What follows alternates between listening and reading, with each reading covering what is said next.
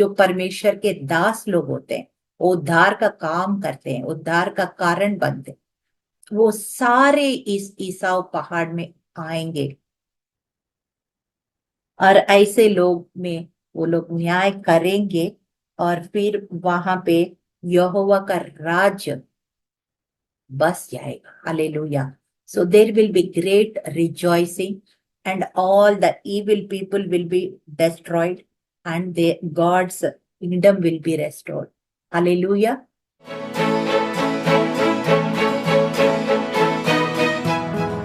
यीशु मसीह के नाम से आप सब शुभ संदेश की दर्शकों को फिर से मैं स्वागत करती हूँ। धन्यवाद करती हूँ, परमेश्वर ने हम सब की जिंदगी में एक और मौका दिया यीशु मसीह के चरणों में कुछ समय बैठ के पवित्र शास्त्र बाइबल से कुछ बातें हम सीख सके, समझ सके, अमल कर सके और उनकी आशीषों का हम वारिस बन सके। छोटी सी प्रार्थना के साथ इस कार्यक्रम को हम शुरुआत करें। महान सामर्थी पिता, राजाओं का राजा, प्रभुओं का प्रभु, ईश्वरों का ईश्वर, पूरा ब्रह्मांड को रचने वाला, नियंत्रण रखने वाला परमेश्वर, आपका वचन बताता है पहला कुरिन्थियों 2:9 में, आंखों ने नहीं देखा, कानों ने नहीं सुना, मन के चित्त में भी नहीं चढ़ा, ऐसे अद्भुत काम उनके लिए करूंगा जो मैं जिससे प्रेम रखता हूँ, जो परमेश्वर के लिए नाम से बुलाया गया है। प्रभु यीशु, हम प्रार्थना करते हैं, धन्यवाद करते हैं यीशु तमाम दर्शकों के लिए जो लगातार प्रभु वचन को सीख रहे हैं। प्रभु लगातार प्रभु यीशु तेरा प्रकाशन को अपने जीवन में ग्रहण कर रहे हैं। प्रभु हम सब मसीह का देह में उन्नति कर रहे हैं। प्रभु उसके लिए हम कोटि कोटि धन्यवाद देते हैं। और इस समय जो वचन तैयार किया, उस वचन के ऊपर प्रभु तेरा प्रकाशन हो। प्रभु यीशु तेरी पवित्र आत्मा का मोहर हो यीशु, और तेरी लहू का, यीशु का लहू का मोहर हो यीशु। हम सब मिल के प्रभु मसीह का दे उन्नति करे और यीशु का नाम ऊंचा हो। हम घटे आप बढ़े, यीशु मसीह के जीवित नाम से नाम। आमीन आमीन आमीन। जो विषय लिया है, द विजन ऑफ ओबेदिया, ये एक न्यू टॉपिक है। एक छोटा सा किताब है, पुराना नियम में एक छोटा सा किताब है। He is minor profit. हम देखते हैं भविष्यवक्ताएं में भी दो श्रेणी का है, major profits and minor profits. Major profits या माइनर प्रॉफिट जो भी हो, परमेश्वर के उद्देश्यों को समझा है और फिर उनको अमल भी किया है। May be in a large scale और may be in a small scale, they are an example to us. हमारे लिए को उदाहरण बन गया है। ओबदिया, उसका मतलब ये है कि वर्शिपर ऑफ यावे, या सर्वेंट ऑफ यावे, यावे का आराधक है या यावे का सेवक है, इस अर्थ को रखता है। और ये ओबेदिया का जो दर्शन हम ये इसमें सिर्फ 21 वचन है, 21 वचन है। और फिर इसका पृष्ठभूमि अगर हम देखेंगे, ओबेदिया जो पहला हिस्सा में जो फर्स्ट 1 to 14 स्क्रिप्चर्स, पहला वचन से लेकर 14 वचन तक हम देखते हैं कि एक कौम है। अभी हम देखेंगे वो वो ईदोम कहते हैं ना, ईदोम, उसको एक भविष्यवाणी कर रहे हैं, वो चेतावनी दे रहे हैं, और न्याय का चेतावनी। He is literally judging the Edomites, Edom के लोगों को जज कर रहे हैं। भविष्यवाणी के रूप में परमेश्वर का वचन ओबेदिया के द्वारा आ रहे हैं। मगर ये क्यों ऐसे आया है, उसका वजह क्या है, ये हम देखना है तो उसका थोड़ा सा बैकग्राउंड, पृष्ठभूमि में हमको जाना पड़ेगा। का पृष्ठभूमि में ये है कि अब्राहम अब्राहम और सैरा दोनों का एक बेटा था। वायदा वायदा का पुत्र एक ही है। हम इश्माइल को बेटा नहीं गिनते हैं, वो शरीर का संतान है, और आइसक जो है आत्मिक संतान है। तो आइसक, अब्राहम सैरा को आइसक, और आइसक का और आइसेक और रेबेका को दो संतान कौन है? याकूब और ईसौ। याकूब बाद में याकूब बाद में जाके इसराइल बन जाता, और फिर इसराइल जो देश भी है, इसराइल नाम भी है। और फिर आज तक भी जो याकूब और इसराइल, जो इसराइल का जो 12 पुत्र है, वो ही इसराइल का गोत्र कहलाता है। इसराइल देश को ये 12 गोत्र में ही जाना जाता है। और फिर दूसरा बेटा ईसाव, ईसाव को जो वंश है ये ईदोम कहलाते हैं। और ये दोनों भाई का संबंध इतना अच्छा नहीं रहा। There was so much of sibling rivalry, बोलते हैं ना, जो दो भाई के बीच में अच्छा अंडरस्टैंडिंग नहीं था। और फिर दोनों भाई माँ के गर्भ से ही ऐसे लड़ाई हमें दिखता है। मैं एक वचन पढ़ती हूँ, उत्पत्ति का 25, 23 और 24। There was the conflict going on even right from mother's womb also.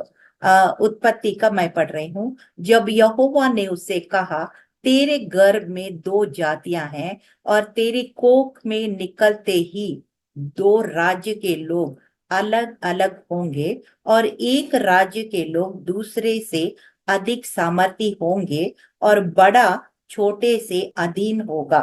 तब उसके प्रसव का समय आया, तब क्या प्रकट हुआ कि उसके गर्भ में जुड़वे बालक है। रेबिका के गर्भ में जुड़वा बच्चे थे, दोनों बेटे थे। और फिर उसके बाद परमेश्वर उनको, दो बच्चे हैं तेरा गर्भ में, ऐसे नहीं बोल रहे, दो जाति है तेरे गर्भ में, ऐसे बोल रहे हैं। और फिर उसके बाद वो ही बच्चा एक, दो बच्चे दो जाति बन गया। और फिर हम देखते हैं एक गर्भ में भी जो पहला जो हाथ लगाया, फिर वो हाथ पीछे खींचा, और फिर उसके बाद जो पीछे है वो आगे आ गया, और जो उसके पैर पकड़ते हुए वो दूसरा आया। इस तरह से हम उस कॉन्फ्लिक्ट को पेट में भी देखते हुए आ रहे। बाद में भी हम देखते हैं, जब पैदा होने के बाद भी ये ईसाऊ जो हमेशा बाहरी हंटिंग में, शिकार में ज्यादा इंटरेस्ट होता था, और फिर उसका याकूब को माँ के पास ज्यादा घर में रहने का आदत था। इस प्रकार से बहुत स्वभाव में भी अंतर था। और फिर ईसाव जो है हमेशा शरीर का अभिलाषाओं में, गुस्से में, बहुत सारी बातों में वो उलझे होते थे।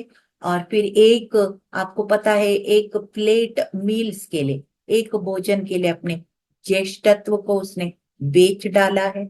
और फिर बाद में हम देखते हैं कैसे धोखे से रेबेका ने दूसरा बेटा को, पहला बेटा का आशीष ऐसे को दिखता नहीं था, वो पहले बेटे का आशीष दिलवाया। और फिर ये भविष्यवाणी जो हम पढ़ते हैं, जो छोटा है वो, जो बड़ा है छोटा का सेवा करेंगे, अधीन हो जाएंगे, ऐसे ही हुआ है। और फिर इस तरह से हम वो बचपन से ही दोनों का एक स्वभाव नहीं था। और फिर आगे भी हम देखते हैं उनका स्वभाव कैसे अलग अलग है, हमें दिखाई देता है। मैं एक वचन पढ़ती हूँ, गिनती किताब 20 अध्याय 18 से 21 तक। परंतु एदोमियों ने उसके पास कहला भेजा, तू मेरे देश में से होकर मत जा, नहीं तो मैं तलवार लिए हुए तेरा सामना करने को निकलूंगा। इसराइलियों ने उसके पास फिर कहला भेजा, हम सड़क ही सड़क चलेंगे, और यदि हम और हमारे प्रभु तेरा पशु तेरा पानी पिए तो उसका दाम देंगे, हमको और कुछ नहीं, केवल पांव पांव चलकर निकल जाने दे। परंतु उसने कहा, तू आने नहीं पाएगा। और इदोम बड़ी सेना लेकर भुजबल से उसका सामना करने को निकल आया, इस प्रकार इदोम ने इसराइल को अपने देश के भीतर से होकर जाने देने से इनकार किया, इसलिए इसराइली उसकी ओर से मुड़ गए। हालेलुया। तो इसका मतलब क्या है? जब इसराइली लोग वायदा देश की ओर जा रहे थे, मूसा का नायकत्व में जा रहे थे, तो उनका रास्ता सिर्फ 40 दिन का था। लेकिन कुछ ऐसे बात हुई है, कुछ इसराइलियों का भी गलतियां थी, लेकिन कुछ इनका परिस्थितियां भी ऐसे थी, सब मिलके उनका रास्ता बहुत ज्यादा लंबा हो गया। और यहाँ पे ईदोम जो है बीच में रास्ते में आता है, तो इनको उनके राज्य से होकर आगे बढ़ना था, लेकिन उनको ईदोम का राजा ने बिल्कुल सख्त मना किया, उनके राज्य से जाने के लिए सख्त मना किया। उसने बोला तुम कितना भी रिक्वेस्ट किया, हम आपका कुछ भी नहीं छुएंगे, हम सिर्फ रास्ता जाने के लिए हम इस्तेमाल जाने दो हमको, क्योंकि वो शॉर्ट पड़ता है। नहीं तो नाक को ऐसे पकड़ने से ऐसे पकड़ने से कैसे होता है, ऐसे घूम फिर के आना पड़ता है।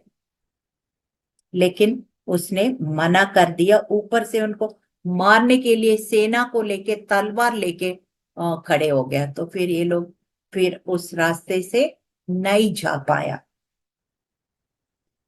फिर हम देखते हैं इस तरह से फिर ओबेदिया इस जो ईदोम जो जाति है, जो ईसाव का जो डिसेंडेंट्स है, बहुत दुखी थे, क्योंकि उनका जो बिहेवियर है, उनका जो स्वभाव है, बिल्कुल परमेश्वर के नजर में एक घृणित तरीके से, it was totally against God's will.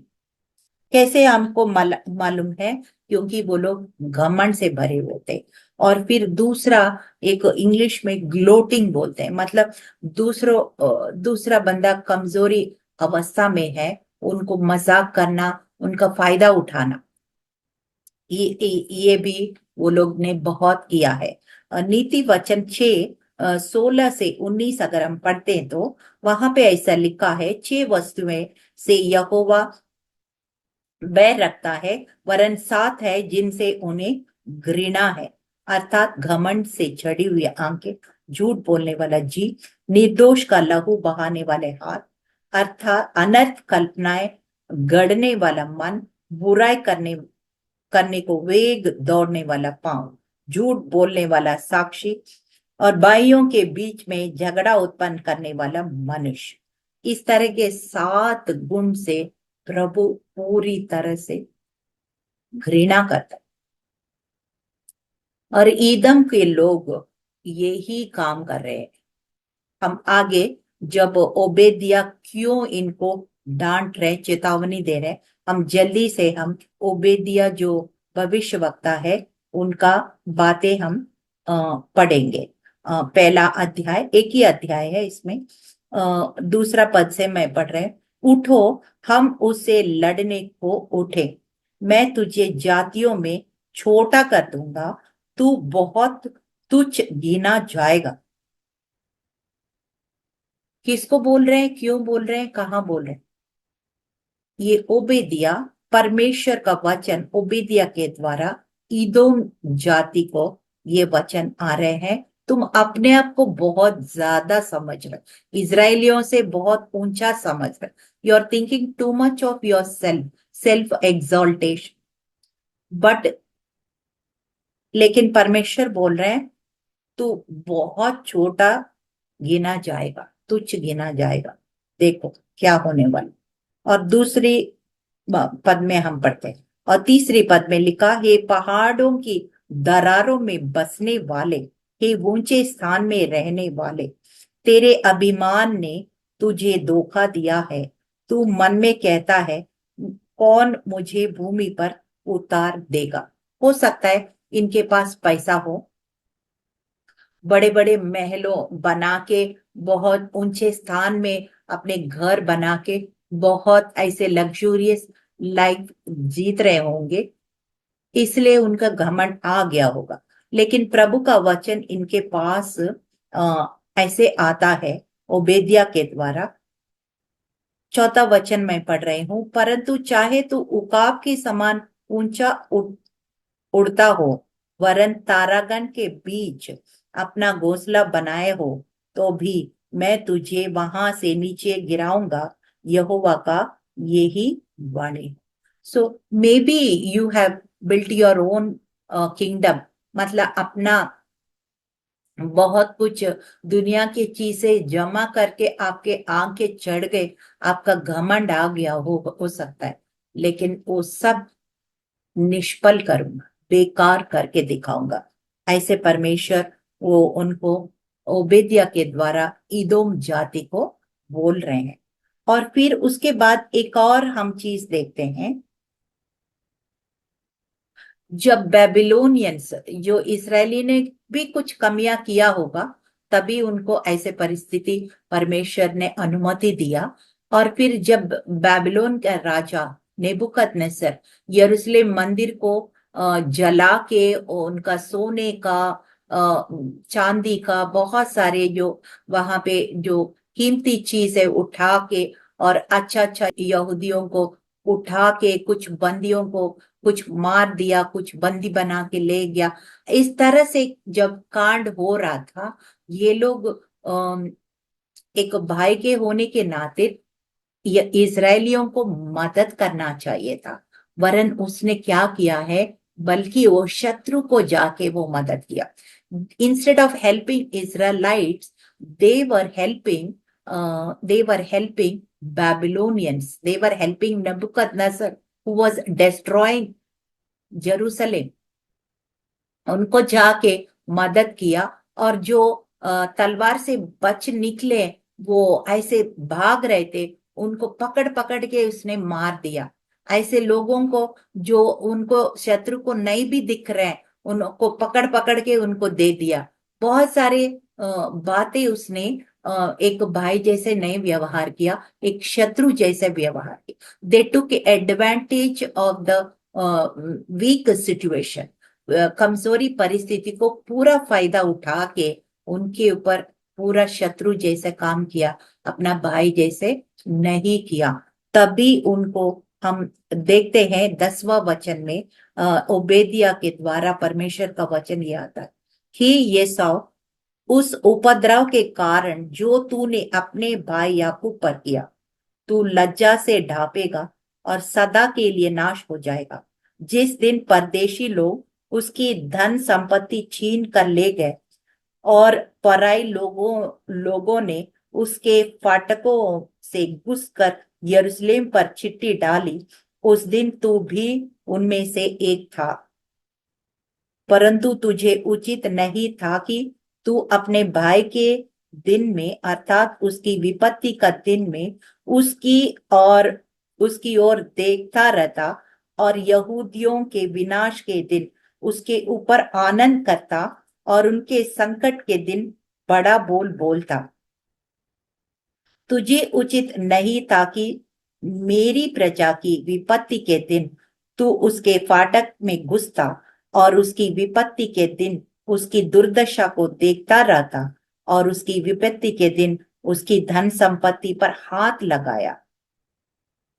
चौथी वचन, तुझे उचित नहीं था कि तीर मुहाने पर उसके भागने वालों को मार डालने के लिए खड़ा होता, और संकट के दिन उसके बचे हुओं को पकड़ाता।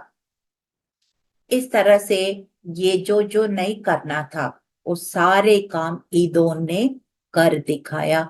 इसलिए परमेश्वर का जो इस्राएलियों का जो विनाश का कारण बनेंगे, जो उसका भी विनाश होगा ही होगा। क्योंकि बाइबल में लिखा है, Genesis 12:3, those who bless Israel I will bless them, those who curse Israel I will curse them. तो इज़राइलियों का परमेश्वर, पर यावे परमेश्वर, यहोवा परमेश्वर। फिर 15 वचन में हम देखते हैं कि सिर्फ ईदोम को विनाश का सिर्फ नहीं बोल रहे हैं, सारे जातियां, it comes like all the nations who are prideful they will all fall. सब ऐसे जातियां जो अपने आप को ऊंचा समझते हैं, इज़राइल के खिलाफ लड़ते हैं, वो सब गिराया जाएगा। ये भविष्यवाणी आता है 15 वचन में, क्योंकि सारी जातियों पर यहोवा के दिन का आना निकट है, जैसे तूने किया है वैसे ही तुझसे भी किया जाएगा, तेरा व्यवहार लौट कर तेरे ही सिर पर पड़ेगा। तेरा ही व्यवहार तेरे ही सिर पर लौट पड़ेगा। So whatever you have done to Israelites will come back to you. In short, परमेश्वर यही बता रहे हैं। फिर आखिर में हम देखते हैं आमोस और योएल नबी का किताब में हम देखते हैं कि कई कई जगह हम देखते हैं परमेश्वर ताड़ना देने के बाद वो ऐसे ट्रैजिक एंड नहीं होता है। जैसे कोई हम एक स्टोरी कहानी देखते हैं तो उसका अंत कैसे होता है, शुभांतम या दुखांत, मीन्स ट्रैजिक एंड है या एक अच्छा एंड है। वो उसी प्रकार से परमेश्वर ऐसे दुख में समाप्त नहीं करना चाहते उस कहानी को। हमेशा वो जो रिपेंट करे, अपने गलतियों को माने, उनको वो रेस्टोर करना चाहता है, पुनर्स्थापना करना चाहता है। सब जगह हम देखते हैं। इस किताब में भी आगे हम देखते हैं 17, 18 और 21, 3 वचन मैं पढ़ के फिर मैं प्रार्थना करूंगी। परंतु उस समय सियोन पर्वत पर बचे हुए लोग रहेंगे और वो पवित्र स्थान ठहरेगा और याकूब का घराना अपने निज भागों को अधिकारी होगा। तब याकूब का घराना आग और यूसुफ का घराना लौ और एसाव की घराना कूटी बनेगा और वे उनमें आग लगाकर उनको भस्म करेंगे और एसाव के घराने का कोई ना बचेगा, क्योंकि यहोवा ने ऐसे कहा है। So God will restore all those who humble themselves. हर एक घराना को रेस्टोरेशन होगा, लेकिन एसाव का घराना यानी कि ईदम को रेस्टोरेशन नहीं होगा, क्योंकि उसने पश्चाताप नहीं किया है। फिर अंत में एक वचन से मैं समाप्त करना चाहती हूँ कि 21 last scripture of this chapter, उद्धार करने वाला एसाव के पहाड़ का न्याय करने के लिए सियोन पर्वत पर चढ़ आएंगे और राज यहोवा की हो जाएगा। So Jesus Christ is our saviour, हमारा उद्धार करता यीशु मसीह है। और जो यूहन्ना 1 और 12 में लेकर जितने ने यीशु मसीह को विश्वास किया, अंगीकार किया, उन्हें अपने संतान होने का अधिकार भी दिया। अगर उद्धार का संतान हम है, हम भी उद्धारक ही है। We are also little saviours. He is the master saviour and we are little saviours. तो यहाँ पे लिखा है ये उद्धार करता, यानी कि ऑल द इवेंजलिस्ट प्रीचर्स, जो परमेश्वर के दास लोग होते हैं, उद्धार का काम करते हैं, उद्धार का कारण बनते हैं, वो सारे इस ईसाव पहाड़ में आएंगे और ऐसे लोग में वो लोग न्याय करेंगे और फिर वहां पे यहोवा का राज्य बस जाएगा। Hallelujah. So there will be great rejoicing and all the evil people will be destroyed and God's kingdom will be restored. Hallelujah. ये सब एक अच्छा नोट में ये पूरा ओबेदिया का किताब खत्म होता है। सो हम आखिर में हम देखते हैं हम कौन सी ग्रुप में हम बिलोंग करते हैं। To which category do you want to belong? क्या नाश करने वाला या भूसा की तरह उड़ाने वाला कैटेगरी में, क्या उद्धार करता का कैटेगरी में, जो बहुत लोगों को उद्धार का कारण बने और ऐसे न्याय के भविष्यवाणी करे, जैसे ओबेदिया की, जैसे यशायाह की, जैसे यिर्मयाह की, जैसे लोगों को चेतावनी दे, अपने गलतियों का एहसास दिला दे और फिर परमेश्वर की ओर मोड़े उनको, इस तरह का उद्धारकर्ता का काम करे। So which category do you want to belong? I want to belong to the category of Obadiah, the saviors on Mount Esau. Hallelujah. Saviours उद्धार करने वाला ईसाव के पहाड़ का न्याय करने के लिए सियोन पर्वत पर चढ़ जाएंगे और यहोवा का राज्य हो जाएगा। हालेलुया। ये हम सबको इसमें शामिल, यही परमेश्वर की इच्छा है, हम उसको जरूर पूरा करेंगे। छोटी सी प्रार्थना के साथ इस कार्यक्रम को समाप्त करेंगे।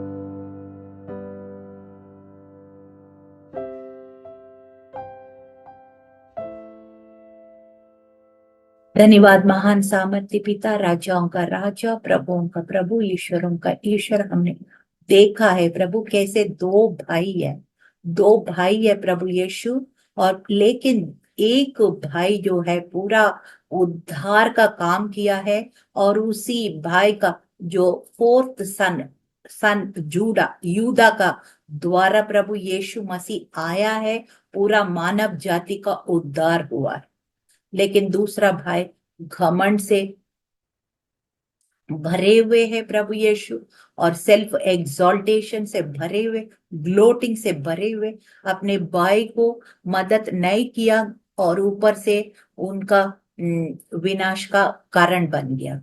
प्रभु यीशु, हम प्रभु उस दो चोर है जो आखिरी मिनट में भी उसने पश्चाताप करके परमेश्वर के राज में पाया गया है, और एक आखिरी मिनट में भी पश्चाताप नहीं करते हुए वो नाश हो गया। प्रभु, हमारे जीवन और मृत्यु आप हमारे सम्मुख रखा है यीशु। हमेशा हमें बुद्धि दे, समझ दे, ज्ञान दे, विवेक दे प्रभु, ताकि हमेशा हम जीवन को चुने और जीवन का रास्ता को पकड़े और अनंत काल का राज्य के काम करे, अनंत काल में प्रवेश करें प्रभु। ऐसे बुद्धि हर एक दर्शकों को, ऐसे विचार, ऐसे चुनाव हर एक दर्शकों को दीजिए प्रभु, ताकि हम सब मिलके प्रभु तेरे जय का उत्सव को हम खुशी से मना सके। यीशु मसीह के जीवित नाम से आमीन, आमीन, आमीन।